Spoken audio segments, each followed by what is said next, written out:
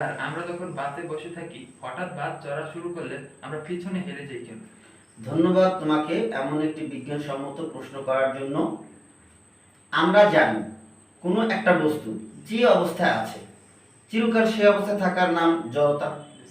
জড়তা দুই প্রকার হইতে পারে, একটি স্থিতি জড়তা আর একটা গতি জড়তা।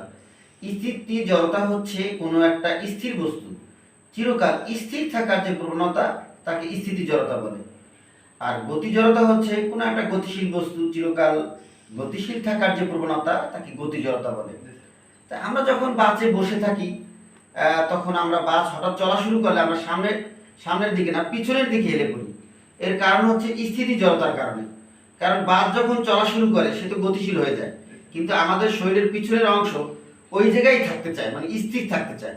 তাহলে স্থির থাকতে চায়, তাহলে আমরা বাসে বসে থাকি স্থির থাকি, আর বাসটা মানে পিছনের সাইডে আমাদের স্থির থাকে আর বাসটা সামনে যায়। এই কারণে আমরা পিছনের দিকে হেলে পড়ি। তাই এই স্থিতি জড়তার কারণেই আমরা পিছনের দিকে হেলে পড়ি। ধন্যবাদ তোমাকে।